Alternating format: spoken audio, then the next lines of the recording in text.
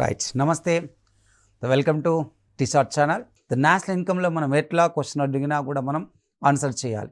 So ఆ కంటెంట్లో మనం base చేసుకుంటే సో నేషనల్ ఇన్కమ్లో ఇంకొక మీకు ఒక డిఫరెంట్ క్వశ్చన్ చెప్తున్నా.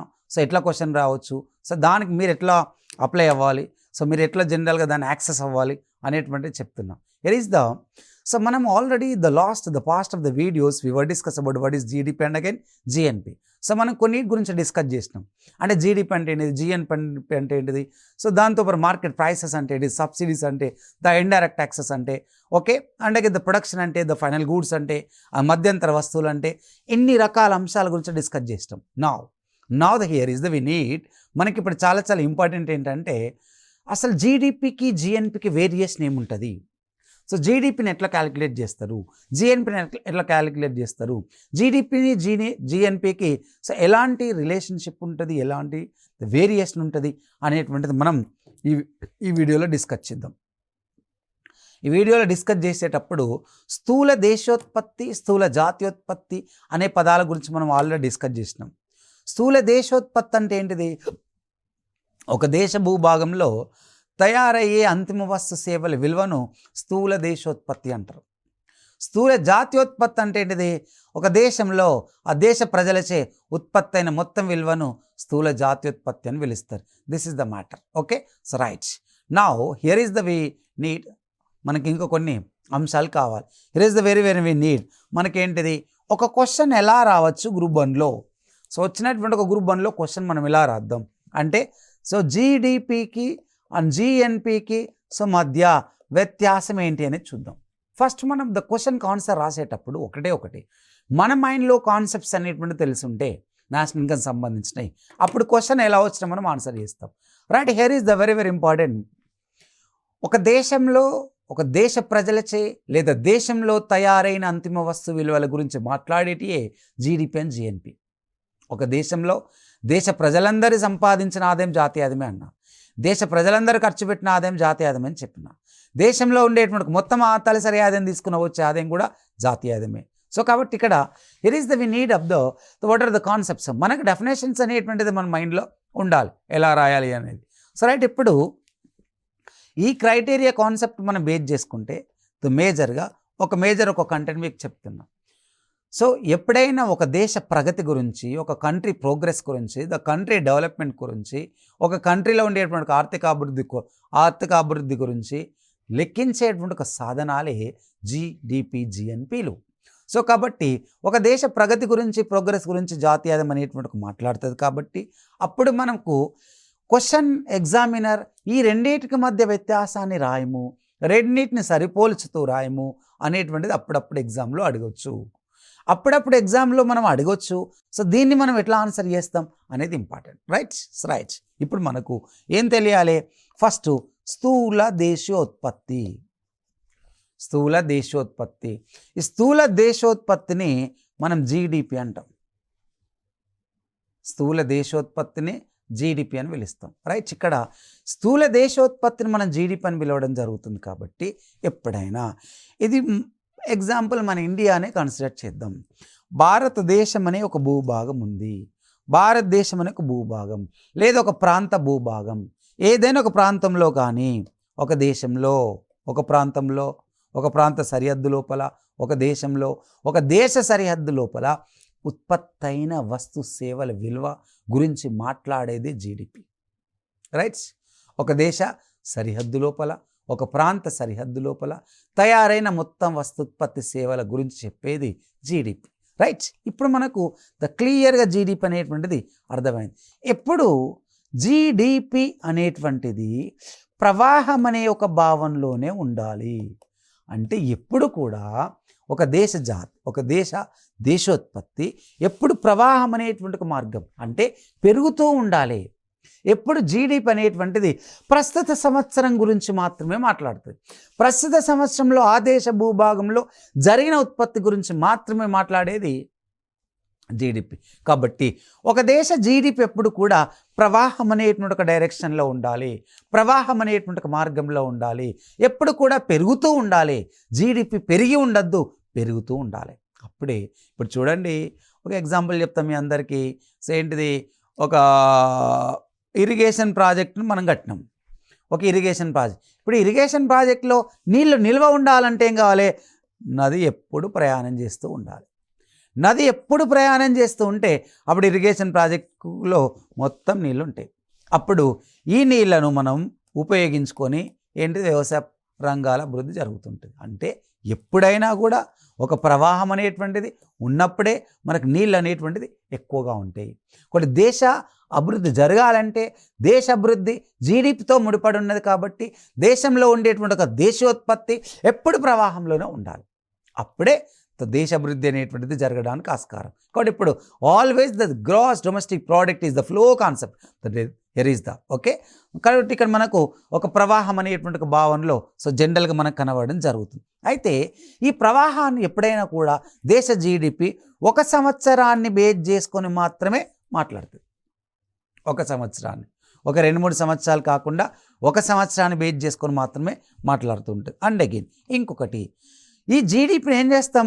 కేవలం ఒక దేశ భూభాగంలో జరిగిన అంతిమ వస్తువు విలువ గురించి మాత్రమే మాట్లాడతాం.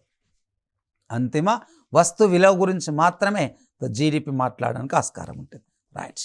అండ్ అగైన్ ఇంకా ఈ దేశోత్పత్తులు ఎవరిచే జరుగును అనేది important. Okay, how to make the GDP, this is important. GDP ఎవరిచే జరుగును అనేది ఇంపార్టెంట్. జీడిపి ఎవరిచే జరుగును అనేటువంటి ఒక కంటెంట్ తీసుకుంటే, ఎవరిచే జరుగును అనేటువంటి ఒక కంటెంట్ తీసుకుంటే ఒక దేశ భూభాగంలో జరిగే ఉత్పత్తి జీడిపి కాబట్టి ఈ జీడిపి ఈ ఉత్పత్తిలో పాల్గొనేటువంటి వాళ్ళు దేశీయులు కావచ్చు, విదేశీయులు కావచ్చు. ఇది ఇంపార్టెంట్. రైట్. ఇప్పుడు మనకు ద జీడిపి మొత్తానికి తీసుకుంటే ఎవరిచే, దేశీయులచే కానీ విదేశీయులచే కానీ ఎవరిచే అయినా వస్తుత్పత్తి జరిగితే దేశ భూభాగంలో దేశీయులచే కానీ విదేశీయులచే కానీ ఎవరిచే జరిగినా కూడా దాన్ని ఏమంటున్నాం మనము? జీడిపి అని పిలుస్తున్నాం. ఇది మ్యాటర్. Okay, right. ఇంకొకటి మళ్ళీ మన ఇక్కడ తీసుకుంటే ఎప్పుడు కూడా జీడిపిలో విదేశీ ఆదాయం అనేది ఉండదు. ఇది బాగా గుర్తుపెట్టుకో. విదేశీ ఆదాయం అనేటువంటిది ఉండదు. అంటే నికర విదేశీ ఆదాయం అనేటువంటిది ఎప్పుడు కూడా ఉండదు. There is no net factor of income. నికర విదేశీ కారక ఆదాయం అనేటువంటిది లేదు. నికర విదేశీ కారక ఆదాయం అనేటువంటిది లేదు అని అంటే ఇక్కడ జీడిపిలో ఎప్పుడైనా స్వదేశీ ఆదాయం గురించి మాత్రమే మాట్లాడుతుంది. విదేశీ ఆదాయం గురించి ఎప్పుడు జీడిపి మాట్లాడదు. స్వదేశీ ఆదాయం గురించి మాత్రమే మాట్లాడేది GDP.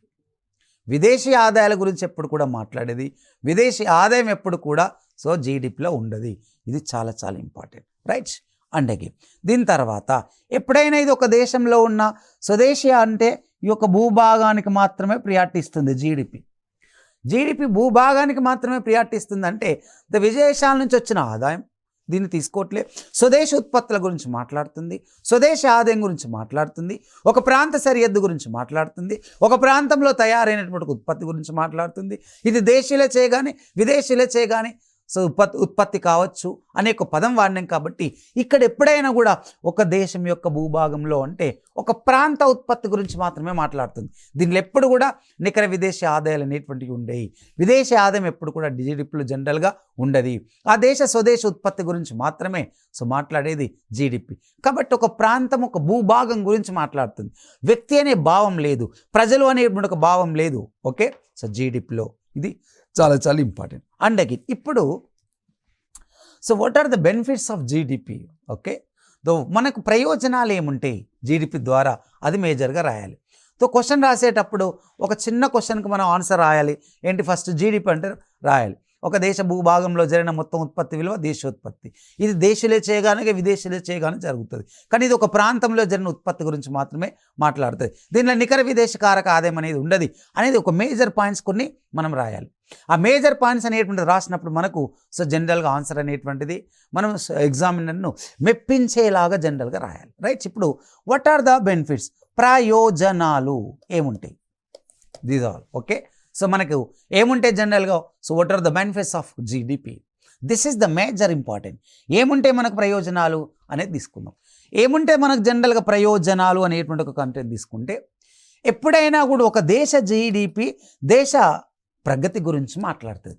This is the important. Okay, అంటే దేశీయ ప్రగతి ఎలా ఉంది, దేశంలో వస్తు సేవల ఉత్పత్తి ఎలా వెళ్ళడం జరుగుతుంది, దేశంలో ఉపాధి ఎంత పెరగడం జరుగుతుంది, దేశ వృద్ధి రేట్ ఎంత పెరగడం జరుగుతుంది, సెక్టారియల్ గ్రోత్ రేట్స్ అనేటువంటిది ఎంత పెరిగినాయి, ఒక వివిధ రంగాల పోకడలు ఎలా జరిగినాయి, ఆ రంగాల అభివృద్ధి ఎలా జరిగింది, ఆ రంగాలలో ఎంప్లాయ్మెంట్ ఎలా జరిగింది అండ్ ఇలా ఒక దేశ ప్రగతి గురించి ఈజీగా అంచనా వేయాలి అని అంటే అప్పుడు జీడిపి అనేటువంటిది తెలవాలి. Okay, this is the major.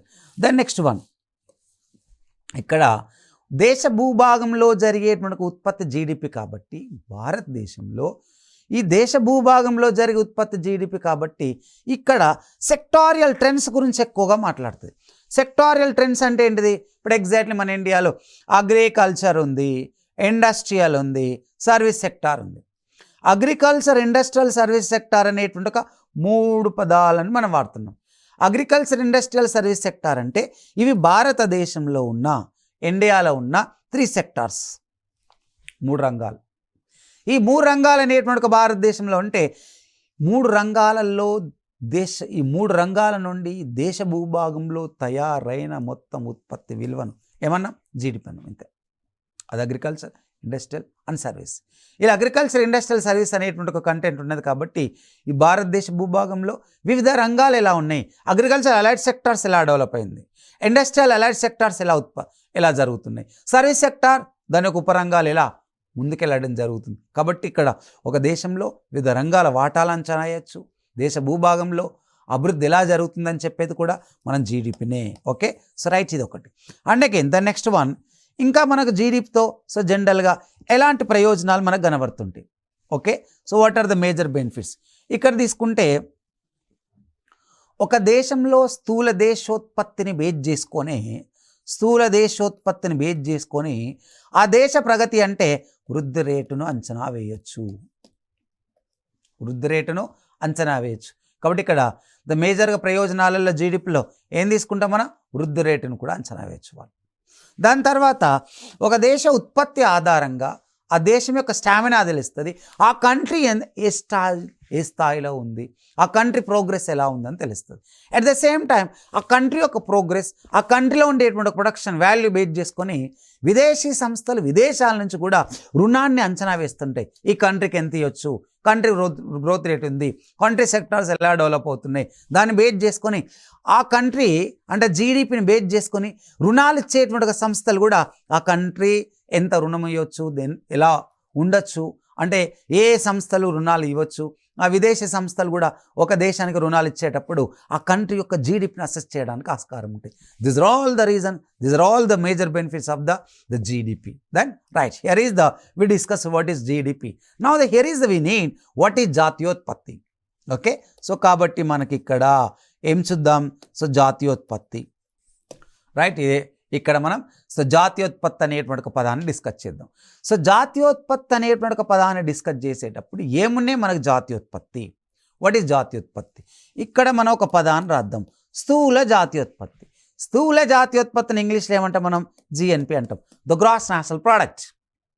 The gross national product is like స్థూల జాతీయోత్పత్తి. స్థూల జాతీయోత్పత్తి అనేది ఎలా వస్తుంది, ఓకే, అనేటువంటిది చాలా చాలా ఇంపార్టెంట్. ఇప్పుడు స్థూల జాతీయోత్పత్తిని మనం ఇక్కడ ఏమంటున్నాం? జిఎన్పి అంటున్నాం. ఓకే, ఒక దేశంలో ఒక ఆర్థిక సంవత్సరం అనేది ఉంటుంది. ఆర్థిక సంవత్సరం, ఒక సంవత్సర కాలం అంటాం. ఒక దేశంలో ఒక ఆర్థిక సంవత్సర కాలంలో ఆ దేశ పౌరులచే తయారైన మొత్తం వస్తోత్పత్తి విలువను మనం ఏమంటాం? జిఎన్పి అంటాం. ఒక దేశంలో ఒక ఆర్థిక సంవత్సర కాలంలో ఒక దేశంలో తయారైనటువంటి మొత్తం వస్తు సేవల ఉత్పత్తి యొక్క అంతిమ వస్తు విలువను జాతీయోత్పత్తి అంటాం, జాతీయ ఆదాయం అని పిలుస్తాం. కాబట్టి జిఎన్పి ఈజ్ నథింగ్ బట్ జాతీయోత్పత్తి, జిఎన్పి ఈజ్ నథింగ్ బట్ జాతీయ ఆదాయం. రైట్, ఇప్పుడు ఎగ్జాక్ట్లీ ఈ జిఎన్పి అనేటువంటిది రావాలి అని అంటే ఓ ఫార్ములా ఉంది, ఇంతకుముందు చెప్పిన నేను. GNP is equal GDP plus NFIA. GNP is equal the GDP plus NFIA అనొక పదాలు వాడుతున్నాం. GNP is equal GDP plus NFIA అంటే జిఎన్పిలో జీడిపి అంటే ఏంటిది? స్వదేశీ ఆదాయం. ఎన్ఎఫ్ఐఏ అంటే ఏంటిది? నికర విదేశీ ఆదాయం. అంటే జిఎన్పిలో ఎవరున్నారు? స్వదేశీ ఆదాయం ఉంది, విదేశీ ఆదాయం ఉంది, ఈ రెండు కలిస్తే వచ్చేదే జిఎన్పి. Rights clear. సో కాబట్టి ఇప్పుడు మనకు ఈ జిఎన్పిలో ఉండేటువంటి ఒక వేరియేషన్ చూద్దాం. ఎప్పుడైనా కూడా జిఎన్పి పౌరులు అనే ఒక పదాన్ని వాడుతూ ఉంటుంది. దేని వాడింది? పౌరులు. జిఎన్పి అనేటువంటిది ద సిటిజన్స్కి ఎక్కువ ప్రియారిటీ ఇస్తుంది. వ్యక్తులు సంపాదించిన ఆదాయం, వ్యక్తి సంపాదించిన ఆదాయం. ఎందుకనంటే జిఎన్పి ఎప్పుడు కూడా ఒక దేశ భూభాగంలోనే జరిగిన వస్తుత్పత్తి విలువ గురించి మాట్లాడము. దేశంలో ఉండేటువంటి ఒక మొత్తం వస్తుత్పత్తి విలువ విదేశాలకు పంపించినప్పుడు ఈ ఉత్పత్తి కారకులు విదేశాలలో కూడా వాళ్ళ యొక్క కారకాల యొక్క సేవలు అందిస్తూ ఉంటారు. విదేశాలలో సేవలు అందించడం వలన ఆ విదేశాల నుంచి ఆదాయం అనేది వస్తుంది. ఆ విదేశాల నుంచి వచ్చేటువంటి ఆదాయం ఎప్పుడు కూడా ఆర్ అంటాం.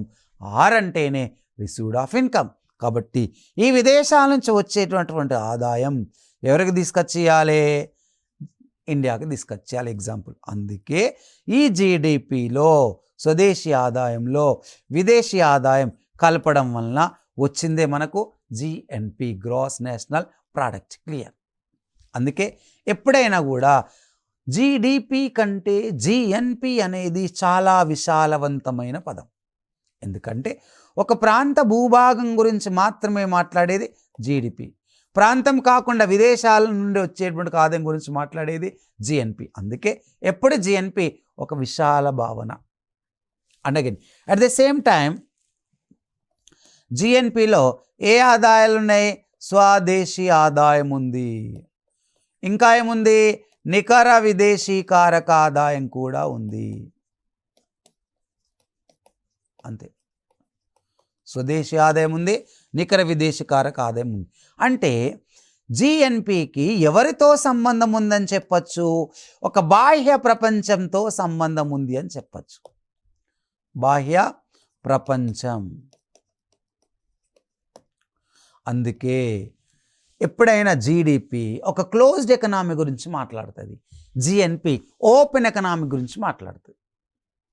ద క్లోజ్డ్ ఎకనామీ అంటే మూసివేయబడి, అంటే ఇతర దేశాలతో సంబంధం లేకుండా ఆ దేశ స్వదేశీ ఉత్పత్తి గురించి మాత్రమే మాట్లాడేది క్లోజ్డ్ ఎకనామీ. ఆ దేశంతో పాటు బాహ్య ప్రపంచంతో సంబంధాల గురించి మాట్లాడేది ఓపెన్ ఎకనామీ. అందుకే ఓపెన్ ఎకనామీ గురించి మాట్లాడేటువంటిదే జిఎన్పి అని పిలుస్తాం. రైట్స్. Okay, rights. ఇప్పుడు ఇంకా దీంతో పాటు ఒక దేశం అభివృద్ధి చెందిన దేశంగా మారాలన్నా అప్పుడు ఆ అభివృద్ధి చెందేటువంటి ఒక దేశంగా మారాలంటే అప్పుడు జిఎన్పి విలువ అనేటువంటిది పెరుగుతుంటుంది. అంటే ఒక దేశంలో ఎప్పుడైనా కూడా జిఎన్పి డిసైడ్ చేసేటువంటిది ఎన్ఎఫ్ఐఏ. అంతకంటే ముందు డిసైడ్ చేసేది స్వదేశీ ఆదాయం. స్వదేశీ ఆదాయం అంటే ఏంటిది? జీడిపి. అంటే ఒక కంట్రీలో జీడిపి పెరిగినప్పుడు ఎన్ఎఫ్ఐఏ పెరగవచ్చు. అట్లా ఎన్ఎఫ్ఐఏ పెరుగుతుంటే జిఎన్పి ఇంకా పెరగవచ్చు. సో కాబట్టి ఎన్ఎఫ్ఐఏ ధనాత్మకమైతే జిఎన్పి పెరుగును. నికర విదేశీ కారక ఆదాయం పెరగాలి అని అంటే అప్పుడు పెరుగుతూ ఉంటే అప్పుడు జిఎన్పి పెరుగును. ఇది పరిస్థితి. Okay, rights. ఇప్పుడు ఇంకా మనం ఏం డిస్కస్ చేద్దాం? జిఎన్పి నుండి ఎలాంటి ప్రయోజనాలు ఉన్నాయి? సో జిఎన్పి నుండి మనకు జనరల్గా ఎలాంటి ప్రయోజనాలు ఉన్నాయి, జిఎన్పి నుండి మనకు ఎలాంటి ప్రయోజనాలు ఉన్నాయి అనేటువంటి ఒక కంటెంట్ మనం బేస్ చేసుకుంటే జిఎన్పి అనేటువంటిది ఒక దేశం యొక్క అంతర్గత విలువ, దాంతోపాటు బహిర్గత విలువ గురించి మాట్లాడుతుంది. అంతర్గత బలం, బహిర్గత బలం గురించి మాట్లాడేది జిఎన్పి. ఎందుకు అంటే ఒక దేశ భూభాగంలో ఉత్పత్తి అయిన విలువ జీడిపి. కాబట్టి జీడిపి పెరుగుతుంది అని అంటే మనకి ఎగుమతులు పెరుగుతున్నాయి. జీడిపి పెరుగుతుందంటే మన పెట్టుబడులు పెరుగుతున్నాయి. జీడిపి పెరుగుతుందనంటే విదేశాలకు మన వస్తుత్పత్తి జరుగుతుంది. రైట్. కాబట్టి ఈ జీడిపి పెరగడం వలన జిఎన్పి పెరుగుతుందంటే మన అంతర్గతంగా మనం బలంగా ఉన్నాం. ఎట్ ద సేమ్ టైం ప్రపంచానికి ఒక దేశ ఎకనామీ తెలుస్తుంది, అది బహిర్గతంగా కూడా బలంగా ఉన్నాం. అంటే అంతర్గత బలం గురించి, బహిర్గత బలం గురించి జిఎన్పి చెప్తుంది. రైట్. So right. ఇప్పుడు ఎగ్జాక్ట్లీ మనకు జిఎన్పి ప్రయోజనాలు, ఇంకా మనకేం ప్రయోజనాలు ఉంటాయి? సో జిఎన్పిలో ఎలాంటి ప్రయోజనాలు ఉంటాయి అనేటువంటి ఒక కంటెంట్ తీసుకుంటే, ప్రపంచ దేశాలు ఉన్నాయి. ప్రపంచ దేశాల యొక్క ఆర్థిక వ్యవస్థతో సంబంధాల గురించి మాట్లాడేది జిఎన్పి. ప్రపంచ దేశాల యొక్క ఆర్థిక వ్యవస్థ యొక్క సంబంధాల గురించి మాట్లాడేది జిఎన్పి. ప్రపంచంలో మనం ఎక్కడున్నాం, ప్రపంచ ఎకనామీలో మన ఎగుమతులు ఎన్ని ఉన్నాయి, ప్రపంచ వ్యవస్థను మనం పరిశీలించినప్పుడు ప్రపంచ ఆర్థిక వ్యవస్థతో మనం పోటీ పడుతున్నాం అనేటువంటి ఒక కంటెంట్ కూడా జిఎన్పి ద్వారా మనం తెలవడానికి ఆస్కారం ఉంటుంది. రైట్. అండ్ అగైన్ ఇంకా ఒక దేశం జిఎన్పి వలన ఒక దేశ ఆర్థిక యొక్క పరిణామక్రమం ప్రపంచానికి క్లియర్గా చెప్తూ ఉంటుంది. ఎందుకంటే మన ఇండియాలో తయారైన వస్తు సేవల ఉత్పత్తులు ఉన్నాయి. దేశ భూభాగంలో తయారైన వస్తు సేవల ఉత్పత్తిని ఏమంటున్నాం? జీడిపి అంటున్నాం. ఈ జీడిపి వలన ఏం జరుగుతుంటుంది? మన దేశ భూభాగంలో వస్తు సేవల ఉత్పత్తి అవుతుంది. అయిన తర్వాత ఇవి ఏం చేస్తున్నాం? మనం ఇతర దేశాలకు మన వస్తు సేవల ఉత్పత్తులు పంపిస్తున్నాం. ఇలా పంపించడం వలన అప్పుడు విదేశాలలో మన వస్తుత్పత్తి విలువ గురించి తెలుస్తుంది. అంటే మన ఎకనామీ బహిర్గతంగా చెప్పేటువంటిదే ఒక జిఎన్పి. రైట్. ఇంకా ఇదే కాకుండా ఒక దేశంలో దేశోత్పత్తి గురించి మాత్రమే మాట్లాడేది జీడిపి. అంటే దేశీయ వస్తుత్పత్తి అంటే మన భారతదేశంలో దేశీయ వస్తు డిమాండ్ ప్రపంచానికి తెలవాలి అని అంటే అప్పుడు ఆటోమేటిక్గా ఏముండాలి? జిఎన్పి ఉండాలి. ఒక దేశీయ వస్తు డిమాండ్ ఎలా ఉంది, దేశీయ వస్తు డిమాండ్ ఎలా ఉంది. ఓకే. సో దాంతోపాటు ఈ దేశీయ వస్తు డిమాండ్ ప్రపంచానికి చెప్పేది కూడా GNP. Right. These are all the kinds of the contents in between the GDP and GNP. ఇవన్నీ కూడా జీడిపికి జిఎన్పికి మధ్య వ్యత్యాసాలు చెప్పడం జరుగుతుంది at the same time. Okay. So ఇంకా ఏమున్నది జనరల్గా? ఇంకా మనకు జనరల్గా ఏమున్నది అనేటువంటి ఒక కంటెంట్ గురించి మనం డిస్కస్ చేసేటప్పుడు ఇంకా నేషనల్ ఇన్కంలో తలసరి ఆదాయానికి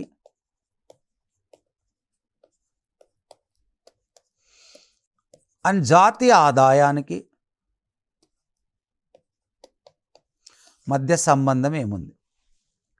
తలసరి ఆదాయానికి జాతీయ ఆదాయానికి మధ్య ద రిలేషన్ ఏముంది? This is the important. ఒకవేళ నేను క్వశ్చన్ ఇలా అడుగుతాడు, జీడిపికి జిఎన్పికి వేరియేషన్ చెబుతూ తలసరి జాతీయ ఆదాయం మధ్య సంబంధాన్ని కూడా చెప్పండి అని అడిగితే మనం ఎలా రాయగలుగుతాం అనేది ఇంపార్టెంట్.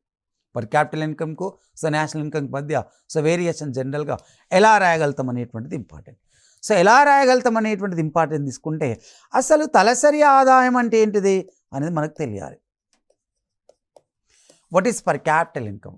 పర్ క్యాపిటల్ అంటే తలసరి ఆదాయం.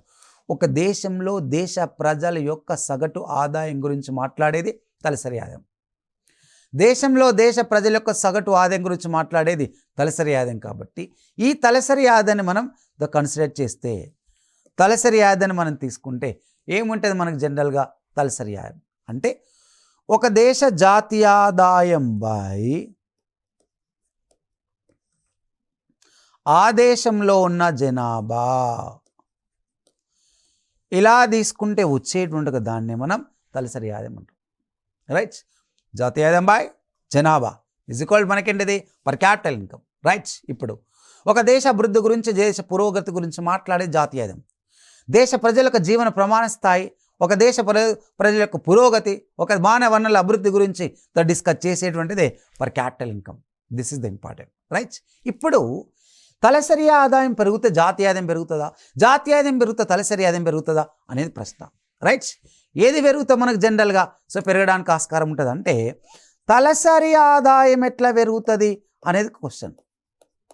తలసరి ఆదాయం ఎట్లా పెరుగుతుంది అనేటువంటి ఒక క్వశ్చన్ పెరిగితే కంట్రీ నేషనల్ ఇన్కమ్ పెరిగినప్పుడు అంటే ఎన్ఎన్ఐతోని ఎప్పుడు సూచిస్తాం తలసరి ఆదాయాన్ని, జిఎన్పితో చూపించం కూడా. నెట్ నేషనల్ ఇన్కమ్ అంటే నికర జాతీయ ఆదాయం తీసుకుంటాం. దేశ నికర జాతీయ ఆదాయం బై దేశ జనాభా ఈజ్ ఈక్వల్ తలసరి ఆదాయం.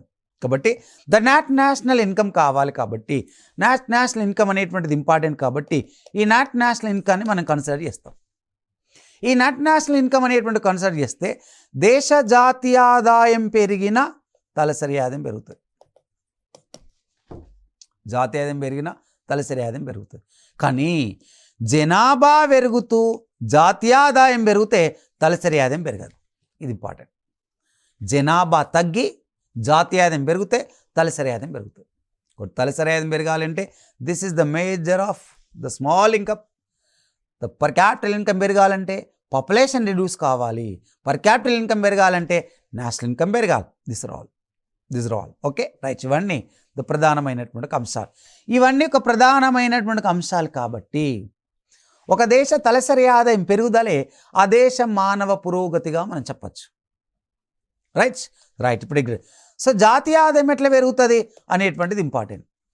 సో జాతీయ ఆదాయం ఎట్లా పెరుగును అనేటువంటిది తీసుకుంటే ఎట్లా పెరుగుతుంది జాతీయ ఆదాయం? జనాభా పెరిగిన, తలసరి ఆదాయం పెరిగిన జాతీయ ఆదాయం పెరుగుతుంది. కానీ వాస్తవ జాతీయ ఆదాయం పెరగాలంటే ఏం కావాలి? జనాభా తగ్గి తలసరి ఆదాయం పెరగాలి. అప్పుడు వాస్తవ జాతీయ ఆదాయం అనేటువంటిది పెరగడానికి ఆస్కారం ఉంటుంది. అది పరిస్థితి. కాబట్టి ప్రపంచంలో చాలా దేశాలు జాతీయ ఆదాయం ఎక్కువ ఉన్న దేశాలు తలసరి ఆదాయంలో లేవు. తలసరి ఆదాయం తక్కువగా ఉండేటువంటి దేశాలు ప్రపంచంలో అభివృద్ధి చెందిన దేశాలుగా ఉన్నాయి. జాతీయ ఆదాయం ఎక్కువగా ఉన్న దేశాలు అభివృద్ధి చెందిన దేశాలుగా లేవు. చిన్న దేశాలు కూడా పర్ క్యాపిటల్ ఇన్కమ్ ఎక్కువ ఉన్నది. పర్ క్యాపిటల్ ఇన్కమ్ ఎక్కువగా ఉన్న కంట్రీస్ ఈరోజు వెల్ ప్రోగ్రెస్డ్ కంట్రీస్గా కనబడడం జరుగుతుంది. Okay right.